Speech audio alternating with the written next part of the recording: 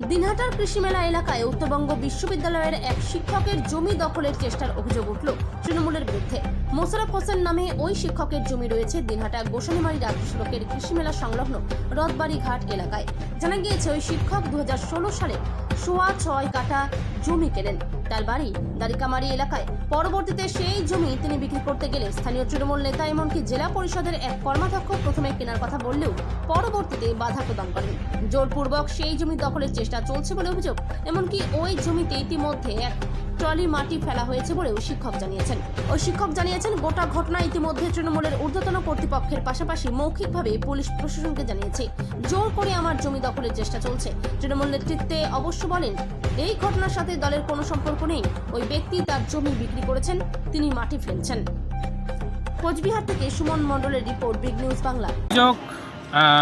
আপনাদের যে মুহূর্তে আমি এই মুহূর্তে বললাম যে আমি ডক্টর মোশাররফ হোসেন, আমি নর্থ বেঙ্গল ইউনিভার্সিটির প্রফেসর, কেমিস্ট্রির প্রফেসর। আমার বাড়ি হচ্ছে দারিকামারি গ্রাম, এই যে পেটলা অঞ্চলের দারিকামারি গ্রাম। আমি এই প্লটটা কিনেছি 2016 সালে। আমি অনেক কষ্ট করে, তখন আমি কোনো চাকরি বাকরি করতাম না, আমি অনেক কষ্ট করে এই প্লটটা কিনেছি। কেনার পর দীর্ঘদিন ধরে প্লটটা, এখন যেহেতু আমি এখানে শিলিগুড়িতে সেটেল হয়ে গেছি, তাই এই প্লটটা আমি সেল করি। সেই সেল যখন আমি শুরু করলাম, বিভিন্নভাবে যে আমাদের যে কাস্টমার আসলো, তারা প্রায় ইনিশিয়ালি আমার দাম 75 লাখ অ্যাপ্রক্স, এটা ফাইনাল হয়ে গেছে। এই দাম শোনার পরে এখান থেকে কিছু নেতা, গুন্ডা, মাফিয়া তারা আমার পিছনে পড়ে যায়, যে কারণে তারা আমাকে থ্রেট করে যে এই জমিটা আমরা কোথাও বিক্রি করতে দেব না, এটা আমাদের হকের দাবি, আমাদের টাকা দিতে হবে। আমি তবুও ওদেরকে নেগোশিয়েট করেছিলাম, বলেছিলাম যে ঠিক আছে, একটু দাঁড়াও, আমি আগে দেখি, আমি কিছু একটা ব্যবস্থা করব। তারপরে সেই জমিটা হঠাৎ করে ওরা কথা না শোনার পরে তারপরে এখানে একটা সাইলা, ওরা রাতের 12টার সময় এসে একটা সাইলা করার পরে আমরা সেখানে, আমার বাড়ি তো দাদা এবং এখানে কিছু মামাতো ভাই দাদা, ওরা এসে সেটাকে প্রোটেস্ট করলে তাদেরকেও সেই দিনও অনেক মারধর করা হয়। করার পরে তারা চলে যায়।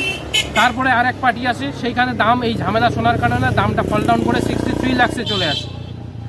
সেটাও হয়।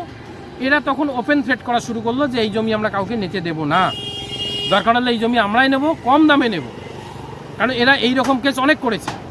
এবার তারপরে হঠাৎ করে আমার সঙ্গে নেতার কথা হলো।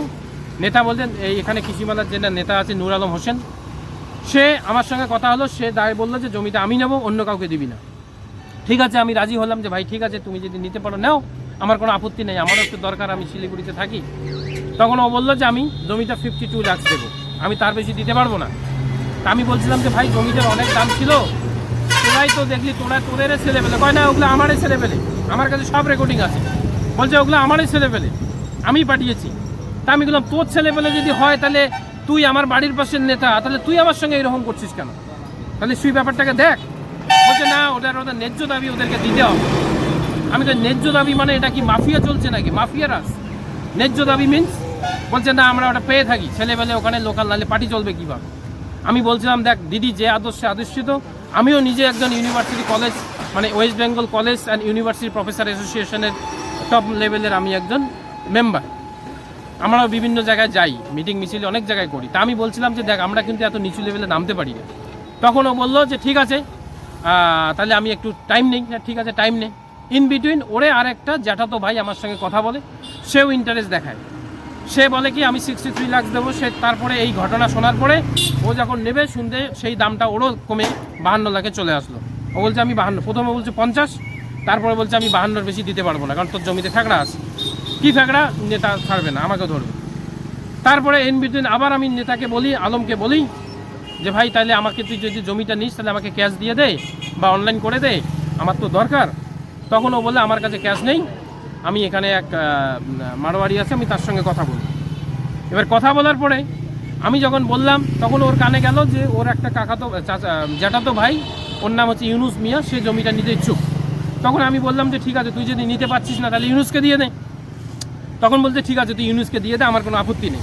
তাহলে আমি বললাম ইউনুস তো তোর কথাতে আটকে আছে, তুই নিবি বলেও পিছিয়ে গেছিস, তাহলে তুই একটা ফোন করে দে। তখন বলছে আমি একটু ব্যস্ত আছি, তাহলে আমি বাবাকে বলে দিচ্ছি, আমার বাবা ডিল করে নেবে। এবার ওর বাবার নাম হচ্ছে আনোয়ার মিয়া, উনি সঙ্গে সঙ্গে ফোন করে ইউনুসকে, বলছে বাবা আমাকে নেতা পারমিশন দিয়েছে, জমিটা ইউনুস নেবে, কখন বসা হবে? সেই দিনে আমরা রাত্রিতে বসি, আমি ইমার্জেন্সিতে আসি, আসার পরে বসে, আমার একটু পয়সার সমস্যা ছিল, ভাই আছে এখনও।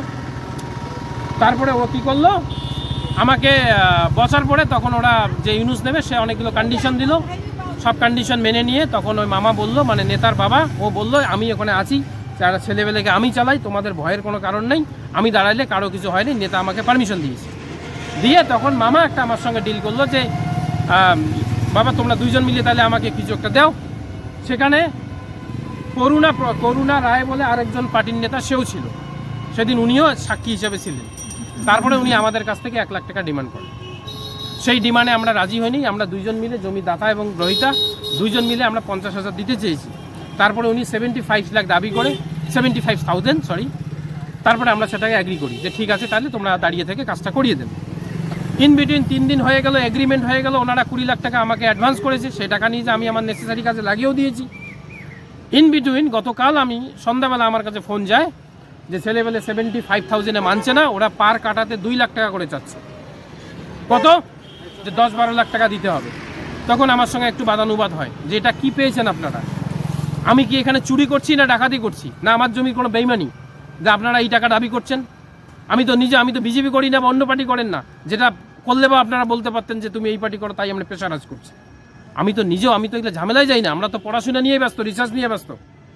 তখন বলছে না তোকে আসতে হবে, এসে এখানে ছেলেবেলের সঙ্গে বসে মীমাংসা করতে হবে। আমি কি কিসের মীমাংসা? অলরেডি তো আপনাদের সঙ্গে এগ্রিমেন্ট হয়েছে, আপনার সিগনেচার আছে, আপনার বড় ভাইয়ের সিগনেচার, সবার সিগনেচার নিয়ে আমি এই কাজ করেছি।